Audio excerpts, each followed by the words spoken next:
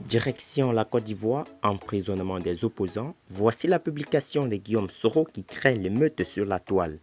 Alors pour plus de détails, après le générique. Avant de commencer, abonnez-vous à la chaîne et activez la cloche de notification car cela va vous permettre de ne plus manquer les prochaines vidéos. Let's go!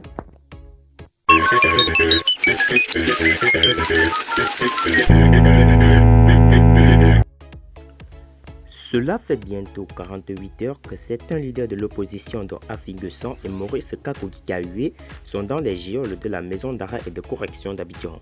Depuis l'Hexagone, Soro Guillaume, président de Génération et Peuple Solidaire, continue de montrer son contrôle de pouvoir en place en lançant des pics au président de la République Alassane Ouattara. Ainsi, il a retweeté une publication de Patricia Balme, présidente fondatrice du PBCOM International. Celui qui disait « Les temps ont changé, il n'est pas question de mettre quelqu'un en prison pour ses opinions. Renier sa parole donnée est un parjure. Combien de femmes et d'hommes dorment dans les geôles de celui qui, hier, vantait la démocratie ?» a-t-il publié une publication qui a naturellement suscité des réactions sur la toile chez les internautes visiblement pro-opposition et pro-pouvoir.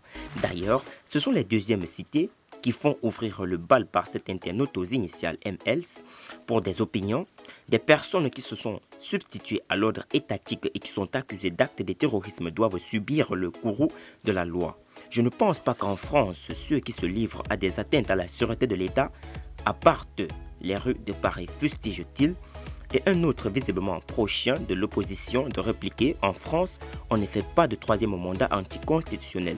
Toutes les révélations et le comité de la transition démocratique sont nés de la violation de la Constitution. En outre, si celui-ci n'avait pas décidé de briguer un troisième mandat, on n'assisterait pas à ça, a-t-il répliqué.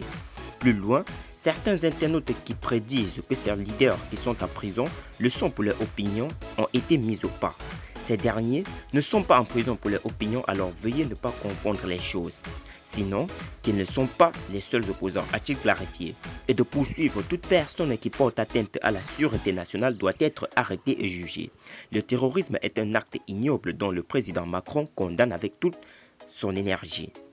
Nos fauteurs de troubles doivent assumer leurs responsabilités et répondre de leurs actes, fustige-t-il.